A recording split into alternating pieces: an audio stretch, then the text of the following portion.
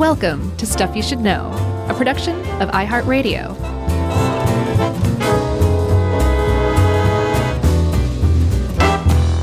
Hey, and welcome to the podcast. I'm Josh, and there's Chuck. It's just the two of us, and that's great because I'll be playing the role of Billie Jean King, and Chuck's going to play the role of male chauvinist pig Bobby Riggs. Oh, man. Take it, Chuck. Hey, before we get going on this one, I have a quick shout out. And this is coming out a couple of days after I did this because we're cutting it so close because of our week off last week. But that makes me happy because I was asked, a friend of mine's son, his name is Royce. He is a student, a junior at Midtown High School here in Atlanta. Nice. And he has a teacher, Miss Smolko, who is a longtime Stuff You Should Know listener. And when Royce told Miss Smolko, like, hey, I know that guy. We're buddies. We go to Hawks games together. She kind of flipped out and was like, oh, my God, I wonder if, like, would he be interested in helping us out with our podcast program? Oh, cool. And they set it up via email. And I spent yesterday, which was in our world, Monday, at Midtown High School addressing the junior class, about 200 kids. And I got to say, man, it was an incredible experience. The students were into it. They were engaged. They had great questions. They had great answers. They were, a lot of it was sharing, what they're doing with this podcast project, which is based off of like Stuff You Should Know style stuff. Neat. Which was super cool. Like these real philosophical questions that they're digging into and taking opposite sides and debating, and they were seeking advice, and it was an incredible experience. And I left like on a real high about Gen Z and like where our future is headed. And it was just awesome. Great. So the broad strokes are Gen Z got Chuck high yesterday. Yeah. Yeah, they got me super high. It was really cool. They were all just amazing kids, and Miss Smolko was wonderful. And the other teacher, I think his name was Alex. I can't remember his last name, but he was super nice. And they were just like, hats off to these teachers. Yeah.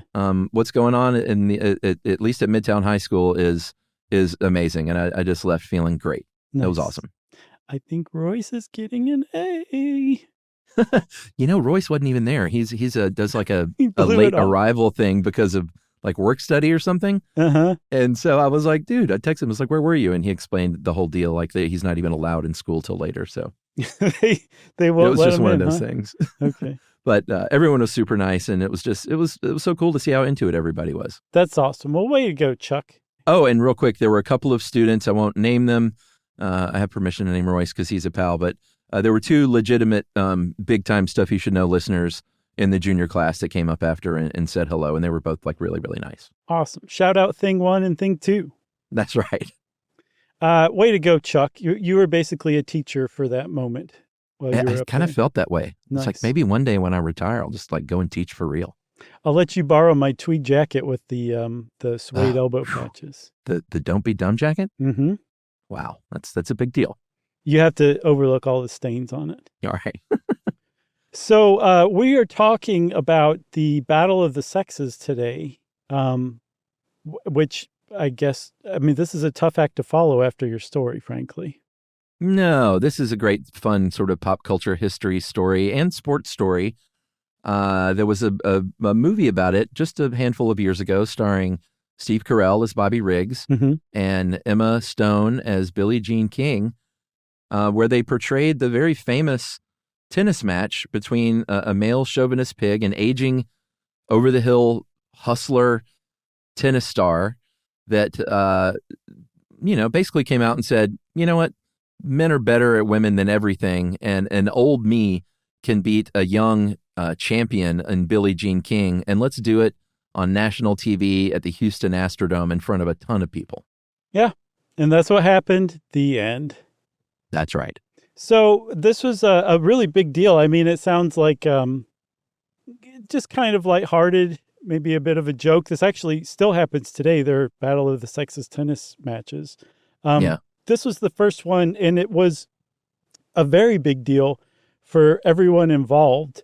On the one hand, you had Bobby Riggs, like you said, over the hill. He was 55, and he was trying to He was right. He was trying to 55 figure out. in 2 weeks.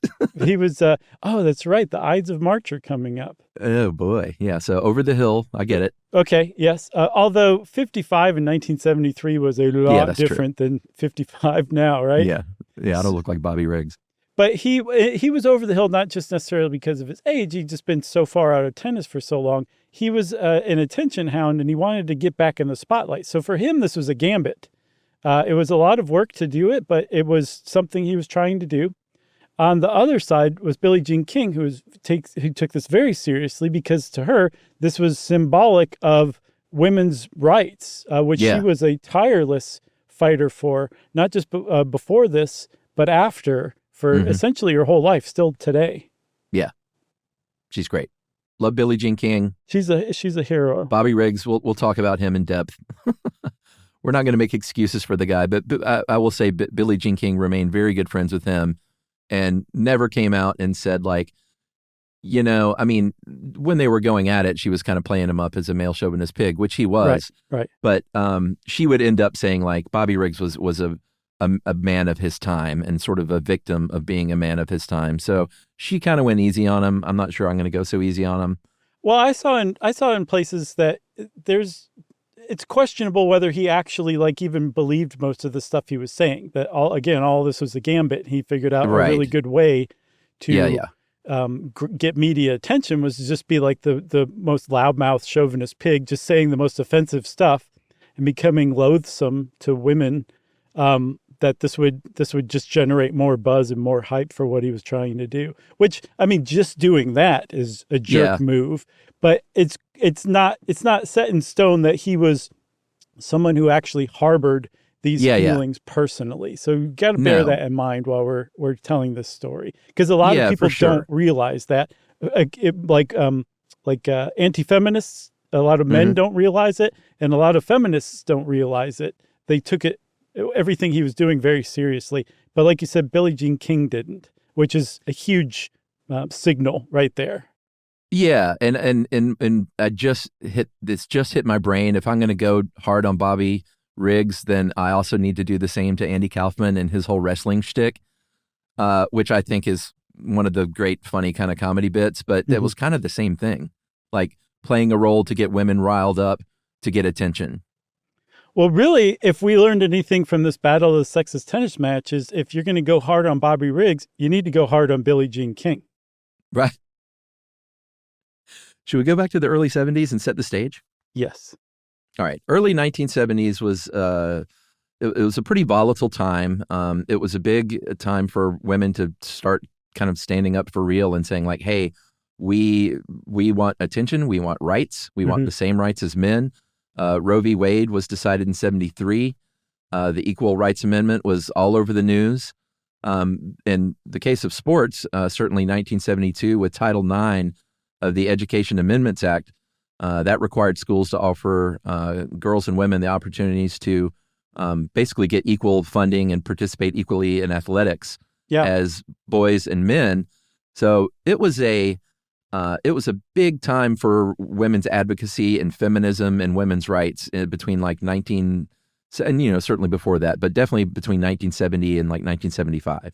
Yeah, and just as an aside, we did, if I may say so, a pretty good episode on the Equal Rights Amendment in 2021 called "Why is the ERA Still Not Ratified?" Yeah, which is true. Yeah. So, it was a big time. There was a lot of momentum for women's lib, for feminism. It was also a big time for tennis, which was becoming really, really popular, especially in the United States. The number of Americans who played tennis tripled from 1970 to 1974. And one of the reasons why is because the tennis world started holding opens. I never knew this before, but the U.S. Open, the Australian Open, the reason they're called opens because they're open to all players. You can be an amateur, you can be a pro, and you can compete in this these tournaments, an open tournament. That was brand new. I think Wimbledon was the first one to start it, I think in 1968. So a lot of really freaky, exciting stuff's going on in the world. That's right. Billie Jean King was, and we should also point out that, as far as wage disparity, in 1968, if you were a professional tennis player, you earned 2 to 3 times as much as a woman. Mm-hmm. And when the sport grew, that gap actually grew. It didn't get more narrow, which was pretty startling at the time. Mm-hmm. But Billie Jean King was born in 1943, and by the time this event rolled around, she was huge. She had won 10 Grand Slam titles by 73. She was number one ranked tennis player 6 different times. In 1970 or by 1973, was the 1972 Sports Illustrated Sports Person of the Year. And like you said, was a real feminist activist kind of from the jump. I think there was a story from when she was a kid, when she was 11 or 12, a junior player. She was not allowed to be in a photo, like a tournament photo, because she wasn't wearing the tennis skirt. She was wearing shorts. And they said, you can't be in this picture. And immediately, little 12-year-old Billie Jean King was like, what the hell? Yeah. She was like, these are skirts. They said that doesn't count. Right. That's not a thing yet. So, yeah. And one thing about Billie Jean King from a bunch of stuff I read and saw about her is that, like, she was tireless. Yeah. And still is. She's a tireless activist for women's rights. Like, she didn't ever slow down. And when you kind of learn about all the side stuff she did to promote women in tennis and women's rights in general, like, on top of that, bear in mind, she's one of the top tennis players in the world by dominating in tennis. So that takes a lot of practice, a lot of dedication, and she's doing all this other stuff at the same time. So she's like basically the definition of tireless.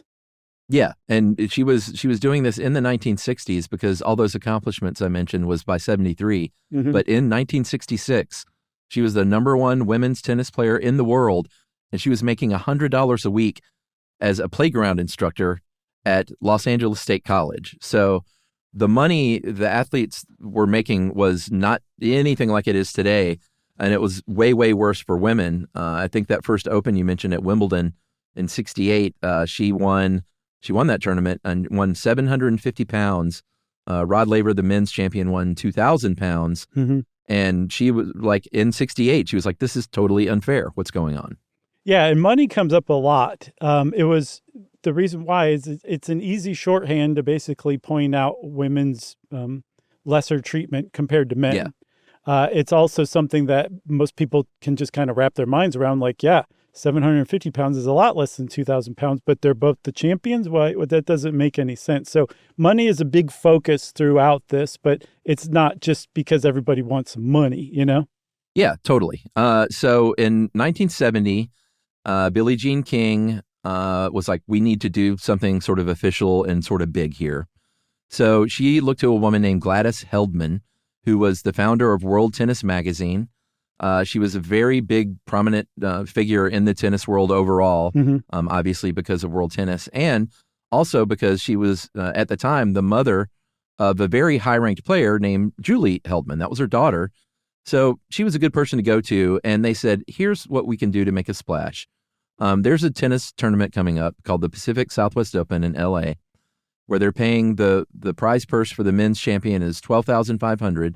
The purse for the women's champion is $1,500, which, I mean, looking back at the Wimbledon disparity, that wasn't too bad compared to this, you know? Right, yeah. And this was even after that. And they said, why don't we boycott this tournament? And Gladys Heldman said, you know what? Why don't we start our own tournament that competes with this tournament? And everyone went, ooh, this sounds exciting. Yeah. So, that was a huge step beyond what they were originally thinking of. And so the U.S. Tennis Association, at the time they were called the U.S. Lawn Tennis Association, also they were like, hey, go ahead and try that, but we are going to suspend you. We might ban you from tournament play. We're going to erase your rankings. Like, it's going to be a bad jam if you guys go off and form your own tournament. And that it took a lot of bravery because not all women tennis players signed on for this. In fact, only 9, including Billie Jean King, said, you know what, we're going to go do this anyway. And so they signed contracts with Heldman. And so they became pros on this other tour, which protected them from getting punished on the USLTA tour. And they started their own championship, which eventually was, I think, supported and sponsored by Virginia Slims cigarettes. Yeah, that's right. And we should mention that contract was for $1 each. So they they clearly were doing this to make a statement and not to make a ton of money. Right. But Philip Morris, they stepped in because there was a recent federal ban on advertising on TV and radio for cigarettes. And so they said, we got to get our name out there somewhere. So let's call this we've got these Virginia Slims with its quasi-feminist message. You've come a long way, baby. That was their ad slogan for a long time. Long time. And tennis, the original 9 is what they were called, those tennis players that went along, or the 8 that went along with Billie Jean King, and said, they were like, we're athletes. It's a little weird to have a cigarette sponsor, but we need a sponsor, so we'll take it. And that tournament went over really well, and it was so successful that they said, hey, why don't we start our own circuit? And they had the Virginia Slim Circuit. There were 8 more tournaments that they sponsored. And the original 9, they initially did follow through with their threat to ban them, the USLTA, the USLTA at the time. But they said, oh, actually, they're doing so well over there. We're in trouble now, so we need to join forces. And they gave up and they merged with the Virginia Slim events. Yeah. And I'm not usually one to defend tobacco producers, but I saw a PBS, I think American Masters clip that was interviewing some of the original 9. And they were like, Virginia Slims showed up. Like they knew how to market. They knew how to get buzz. They put a ton of money behind advertising. And this was not like just a whatever thing to them. They were actually a really great sponsor for this. So they, these 9 women, and I think eventually more joined, they were like, if you won't include us, we're just going to go create our own thing. And they worked at it like that, and it actually paid off in aces. Yeah, for sure. Hey, you want to take a break? Hey, yeah. All right, we'll be back right after this.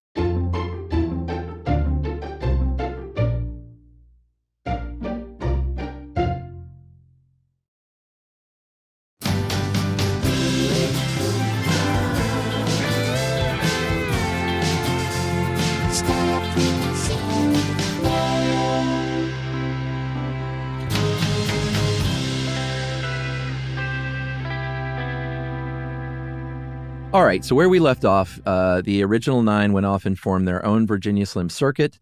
They were, endangered the USLTA such that they partnered with them eventually. But money started flowing in a little bit. In 1971, Billie Jean King was the first female athlete of any sport at all to make more than $100,000. A lot of money in 1971 dollars. Still a lot less than her peers on the male side of the equation. And so she was still, banging that drum. She wasn't like, all right, our work is done. And in 1973, before Wimbledon that year, she got together in London, where Wimbledon is, in a hotel room with 63, I guess it was probably a large meeting room. 63 other women tennis players. And they said, all right, we're doing this today. We're going to form the WTA, the Women's Tennis Association. We're going to have an actual union in place where we can, do what unions do and stick up for ourselves. Yes. They threatened to boycott pretty much immediately after they formed the WTA. They said that they were going to boycott the U.S. Open if we don't get equal prize money for women and men. And I believe that was successful. They got the U.S. Open to agree. And it was, this is things are moving along for women's equality in tennis at this time, right? So it's a huge focus of conversation with tennis. Yeah. I mean, it was all over the media. Everywhere you looked, it was about sort of equal pay, equal rights. And that was in the regular world. And all of a sudden, it was now in the sports world in a big way. Well put.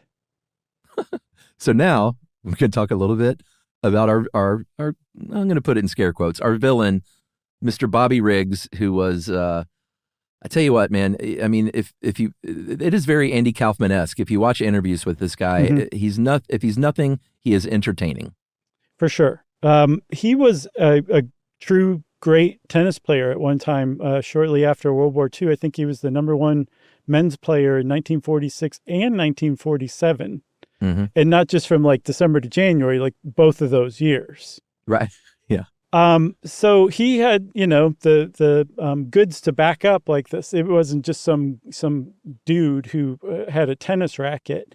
But after the late 40s, he essentially like left the tour, and he started hustling and taking bets from essentially anybody who would play him in tennis, pool. I think you saw a 60 Minutes clip where he was gambling on throwing cards into a wastebasket.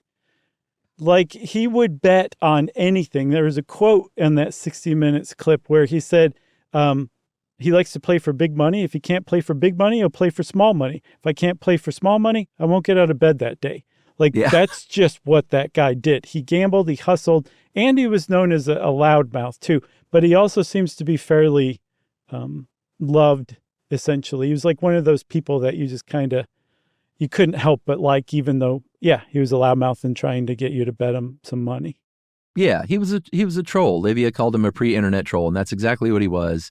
It seemed like a bit of an act and a bit of a shtick to get attention, like we said. But he would say things, a woman's place is in the kitchen and the bedroom, and not necessarily in that order. Or women play 25% as good as men, so they should get 25% of the money men get.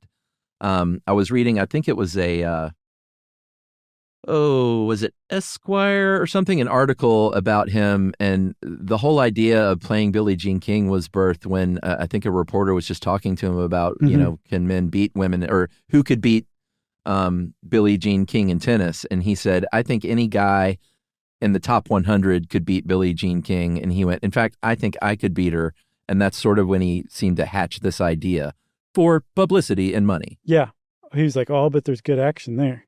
Yeah, totally. He, so like he said these things, actually, at least one of those quotes is from one of his autobiographies. Yeah. So like he wrote this stuff down. This wasn't just stuff he started saying when he decided to play Billie Jean King. He was already known as a male chauvinist.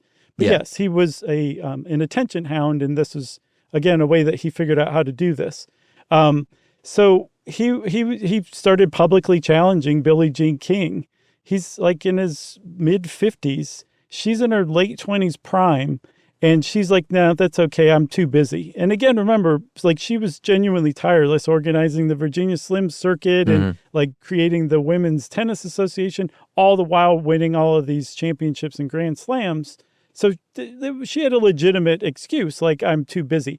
The thing is there was also like a case you could make that she saw very clearly, like, I don't know if I have that much to gain by playing this, and I have a lot to lose for the women's movement. I could easily set it back if I lose. So there was she had good reason to kind of avoid this as long as she could.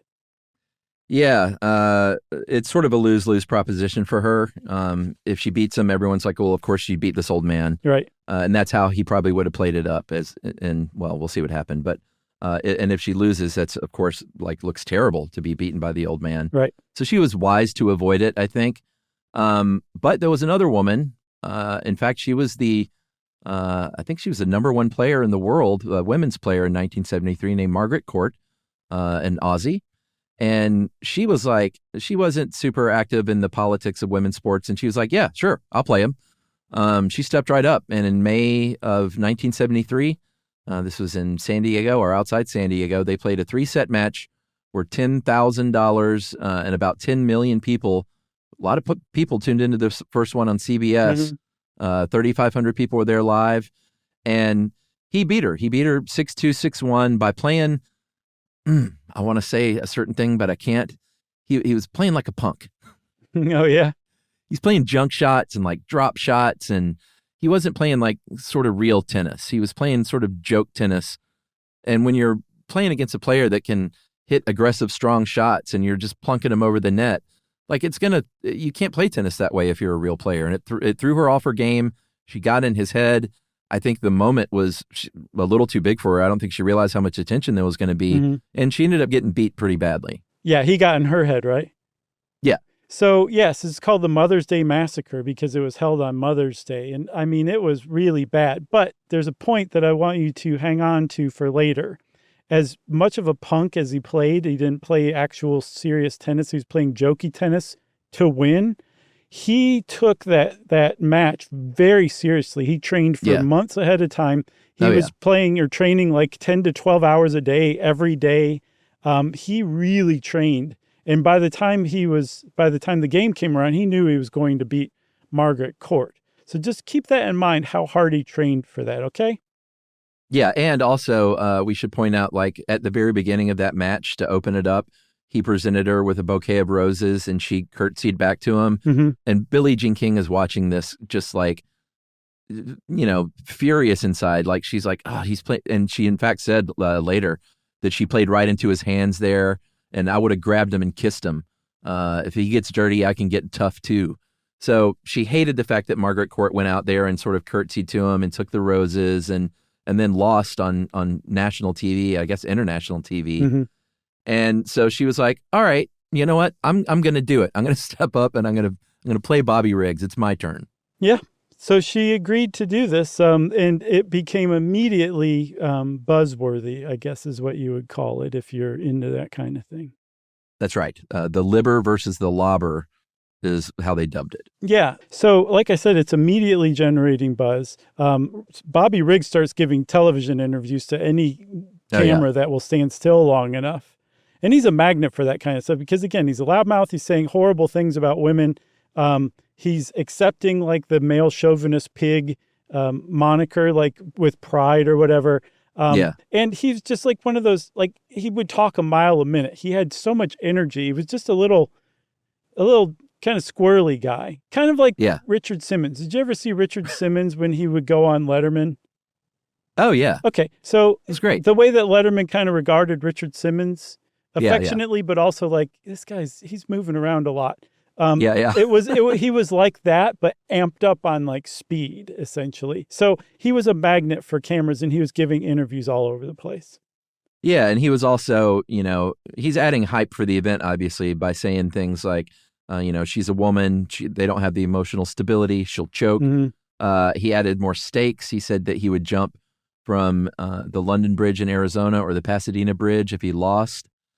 And, he was all over the place. He was on the cover of Time magazine that year in September. It was a caricature of him wearing a male chauvinist badge. And then there was a picture of a pig and a banner that said the Happy Hustler. So it was all working exactly as he planned.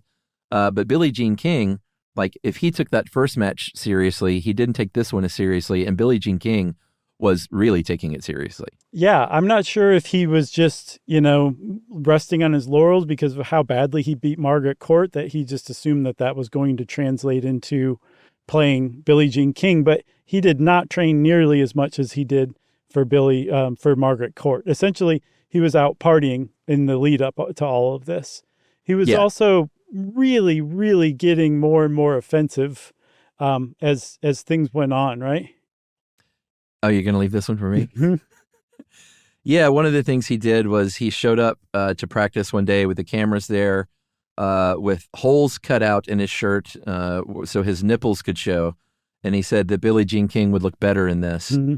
And she came out in public and she was like, this guy is a creep, which was, about as tough as you could be in language back then. Yeah, and he was publicly. And it was at a press conference with them together, and he said, "Well, you should take that back." And she said, "Nope, creep stands." And she said later, I saw in an interview, she said that she didn't take him seriously, but she knew that there were men out there that took him seriously, and that he had crossed a line, and she needed to make sure that was demonstrated that she was not okay with that one. Yeah, I think she kind of played it all just right. It was really pretty savvy stuff on her end. For sure. So I say is this our second break? Yeah, second break. All right, so the gun is going to go off when we come back.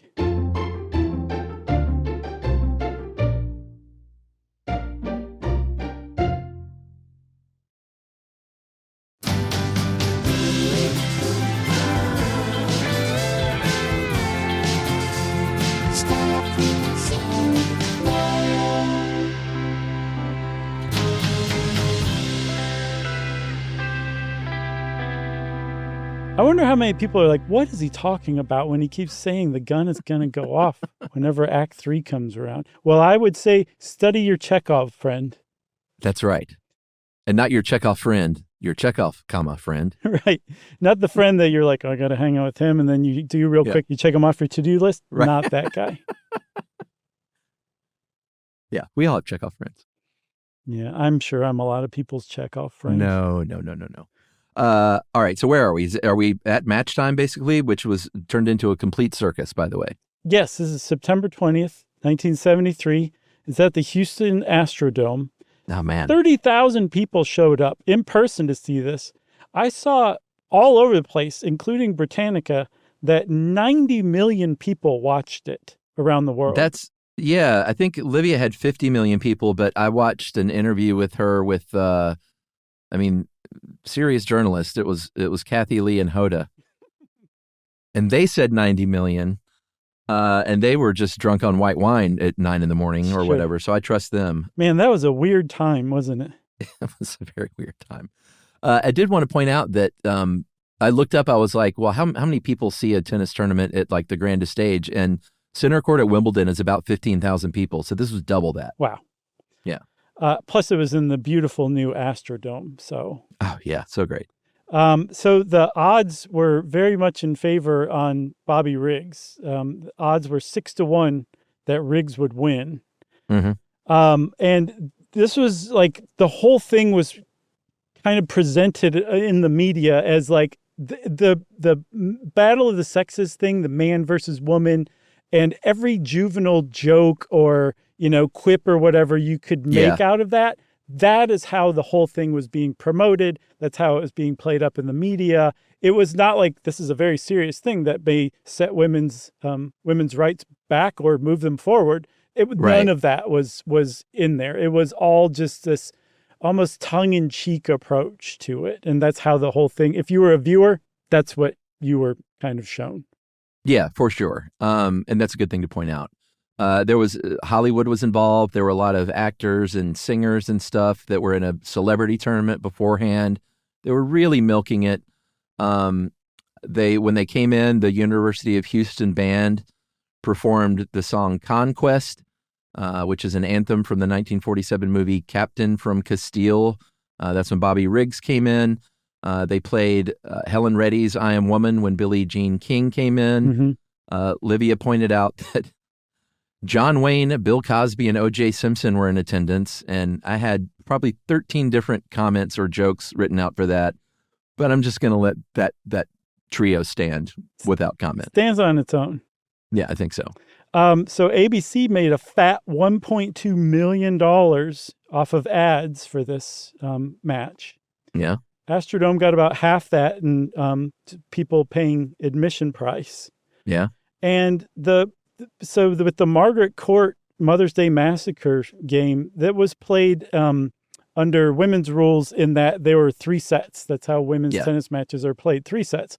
Men's tennis matches are played 5 sets. Billie Jean King was like, no, we're going to play 5 sets, best of 5, essentially. I love it. So there were 5 Which sets. was smart. Yeah, for sure. Another thing that you'll see that's happened recently is sometimes a woman's court might be smaller than the man's court, which makes it harder for the man to land a ball in bounds. Like in a battle of the sexes match. Yes, thank you. There was nothing like that. This was like a men's match that Billie Jean King was playing against Bobby Riggs. Oh, yeah. Well, she was like, I got this 55-year-old guy. Like, he wants the 3-set match. So we're going to go 5 because I'm in great shape. Right. Bobby Riggs enters on a carriage pulled by women that are outfitted as Bobby's bosom buddies. How did Billie Jean King come in? She came in on basically a platform carried by men in togas. I also saw as Egyptians, like Egyptian servants. They were shirtless, essentially, and they were brawny dudes. So, like, both Probably of them, not her idea. No, but she was going along with it, right? Yeah, So she played along. Yeah, we were saying that she was taking it seriously, and she was. But she was also, like, willing to play along with this, too. Sure. Like, she wasn't just some, like, stick in the mud, Yeah, totally. So, just very appropriately, Bobby Riggs was sponsored by Sugar Daddy Candy. Right. And he presented Billie Jean King with a 2-foot-long Sugar Daddy. Remember those? They would just pull your fillings right out of your head. Totally. And so King was like, I have a gift for you, too. It was a piglet that she named Bobby Riggs because he was a male chauvinist pig. And don't worry about the pig. She coordinated with the promoter, Jerry Perenchio, very legendary promoter, that the pig would not be eaten or harmed. It would go to live on a farm afterward. And it did. That says everything you need to know about Billie Jean King. Yeah. Yeah. She thought of everything. She did. She crossed her T's and dotted her oinks. That's right. So, of course, it's 1973, so you want to get the best in the business at the time to do the play-by-play, so they got none other than Howard Cosell. Initially, they had a tennis promoter and anti-feminist named Jack Kramer, who was going to do, they were going to do sort of a he versus she commentary, and he was going to be on Riggs' side, and one of the original 9, Rosie Casals, was going to be on Billie Jean King's side. Mm-hmm. But Kramer, and this also speaks to Billie Jean King, he was one of the guys behind that original tournament that they protested and wouldn't play in, the Pacific Southwest Open, where they said, oh, yeah, well, we're going to ban you then. So she was like, hey, this is all fun and games and everything, but if that jerk is involved, I'm not even going to do this. So they pulled Kramer off the broadcast. Yeah, and they didn't have Rosie Casals speak too, and I'm really glad they didn't do that. It's a gimmick and it's understandable, but it would have made the whole thing suck. They brought in Gene Scott, who was the publisher of Tennis Week, and he just gave commentary like it was a regular tennis match, which is kind of what you wanted in this one. Agreed. So, imagine Dennis Miller and Dennis Miller calling a tennis match. You don't want that. Yeah. Think about it. Whose idea was it to put him on Monday Night Football? On the one hand, it's brilliant. On the other, it's like, what? Yeah, that was weird. But it lasted for years, too. It's not like it was a couple of games. Yeah. No, I think it was a full season, wasn't it? I think it was more than that. Oh, was it? Yeah. Yeah, that was weird. Yeah. So the game is on, essentially. That's the point we've reached here. That's right. So Bobby Riggs takes a 3-2 lead in the first set. And later on, Billie Jean King would say, like, I was in trouble. I knew I was making some mistakes. I was in my head a little bit, and I knew that I could not give this first set away, basically. Like, he needed to get that set for his psychological standing. Mm-hmm. And so that first set was so important for her. So she knew that she had to win it. She was down 3-2, and she came back and beat him and won that first set 6-4, which was a huge blow to his psyche. Yeah, she said that she could tell that had gotten to him when they switched sides. So she also changed her playing style. Normally, she would be like, she'd want to win the point as quickly and efficiently as possible. Instead, she started drawing volleys out and basically put the ball in one corner and then put the ball in the other corner. So she had this old man running back and forth, chasing down these balls to purposefully tire him out. That's just so cool that people are capable of doing that. Like, I want the ball to go right here, so I'm going to make it go right there with this racket, even though the ball's coming at me at 70 miles an hour.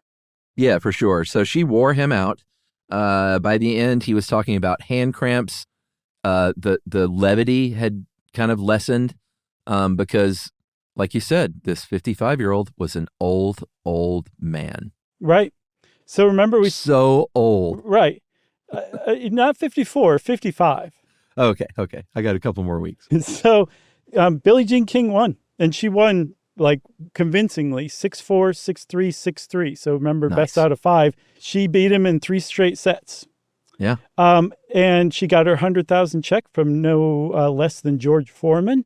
Yeah. Who I read had hoped to use Bobby Riggs the pig to demonstrate his new type of indoor grill, but was disappointed that he wasn't allowed to. Oh, no. And so it was just an immediate splash. Remember, this is a media spectacle. Everybody knows about this. 90 million people are watching. So the media just got right in on it again to let everybody know Billie Jean King won, and let's celebrate her as a pro tennis player. And that's it. That's right. I think we know Josh's coy voice by now. That's not at all how it was reported, of course. They kept reporting it sort of in the lowest common denominator way. The AP said that screaming, delirious women's livers lit up more brightly than the rocket-shooting Astrodome scoreboard. Even my beloved New York Times said King collapsed, tears in her eyes, in her husband's arms, adding later, all of a sudden, she was a champion, a woman, and a little girl all at the same time. That one brings, like, my eyes water from that one. Yeah, that's tough. That's so much worse than the Astrodome scoreboard, right? Neither one are great. Yeah. That one is just like, they meant that. They were trying Yeah. to like really be poignant there. And it's just like, good God. Yeah. They missed the mark. The thing about Bobby Riggs is he wasn't like, well, she obviously is some freak woman who beat me. That's the only woman who could beat me. He did the opposite. He accepted the defeat with dignity and grace. Yeah. He had saw that coming. He had a thing where he hopped over the net, win or lose, after the end of every match.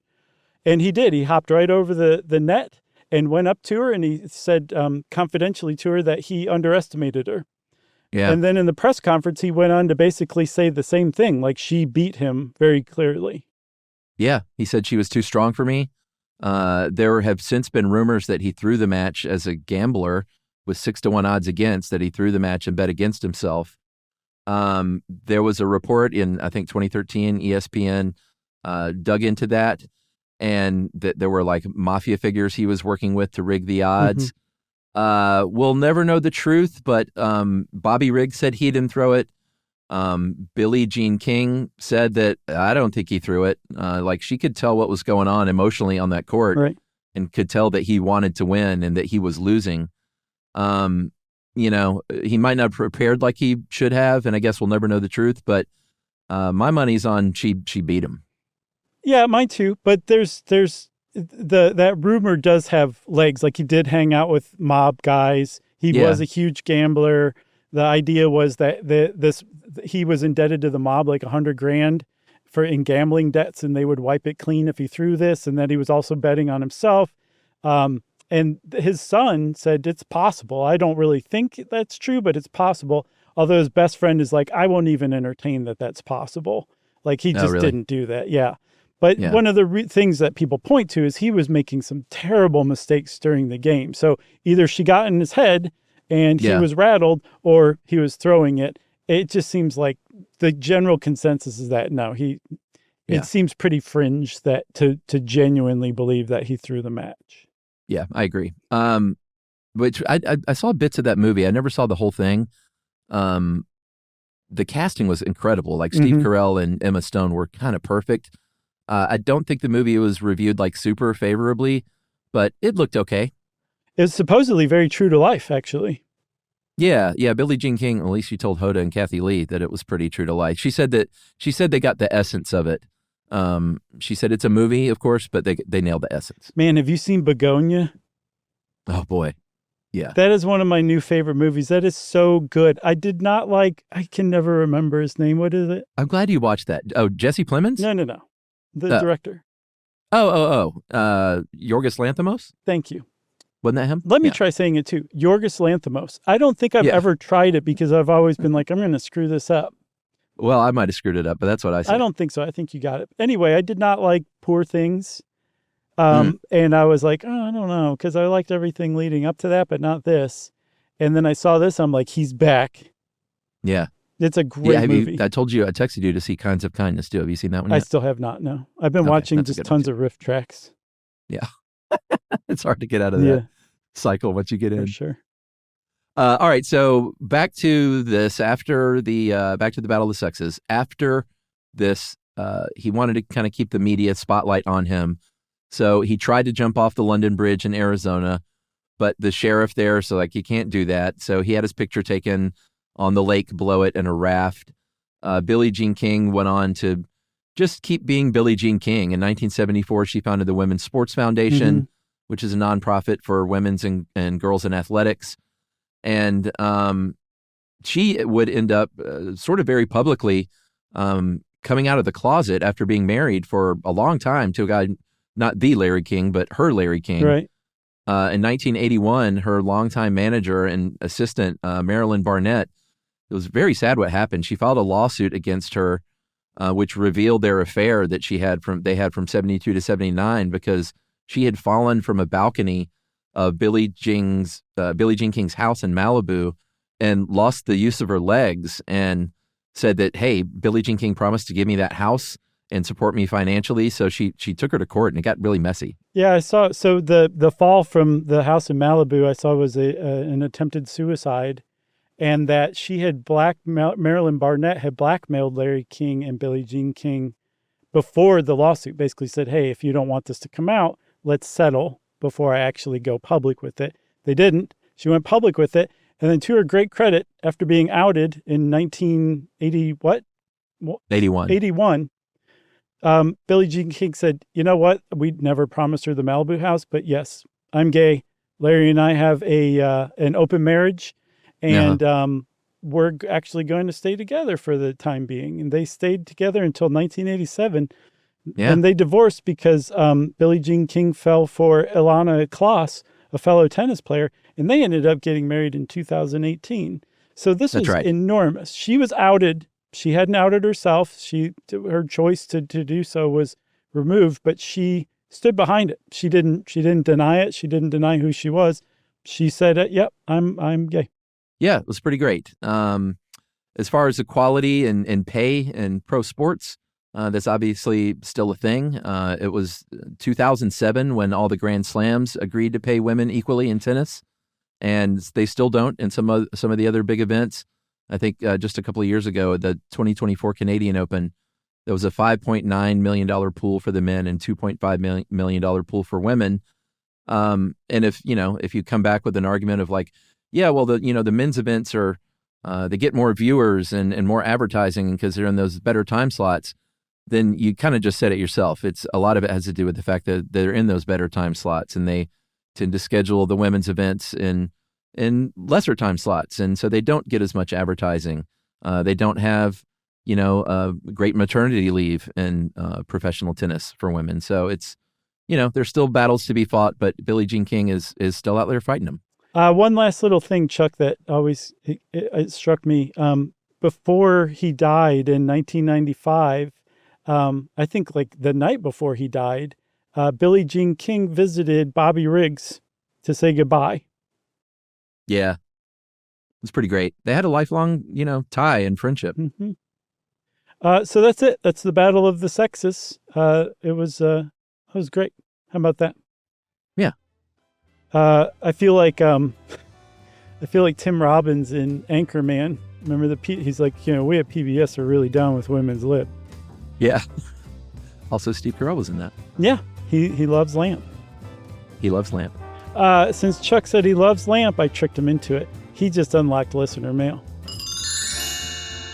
Yeah, this is a listener mail where I'm going to apologize. Oh boy. To Aoife from Ireland, because apparently we have here and there dabbled in Irish erasure in our show, which is something that is a total accident and something that I'm going to be more aware of moving forward. And here's the email. Okay. Hi guys, longtime listener here. I'm so sad to hear 2 Irish erasure moments in one episode. In the Third Man Syndrome episode, you use the example of the Endurance Expedition to show how it works, and you called Ernest Shackleton British. And if I'm not wrong, also Tom Crean. But both men were reborn in Irish. Shackleton was born in Kilkee County, Kildare. Did I say that right? I think I did. You said Kilkee. Yeah, Kilkee County, Kildare, just under an hour from Dublin City. Gotcha. And Crean was born in Anniscall, County Kerry. This is a sore spot for Irish people, as we are so often called British, and we don't take it so well. Example, look up Cillian Murphy also being called British. But we will forgive you, however. And that is from Aoife. And Aoife, that is me being an ignorant person. And I certainly know there's a difference, and I have a hard time keeping track sometimes, but I need to do better at that. So apologies. Nice work, Chuck. I'm sure I've done that before too, so I want to apologize too. Great. 2 apologies in one. Yes. And who is that from? That was from Aoife, spelled Aoife. Beautiful. Thanks a lot, Aoife. And if you want to be like Aoife and call us out on something, we stand for that. You can send it in an email to stuffpodcast@iheartradio.com. Stuff You Should Know is a production of iHeartRadio. For more podcasts from iHeartRadio, visit the iHeartRadio app, Apple Podcasts, or wherever you listen to your favorite shows.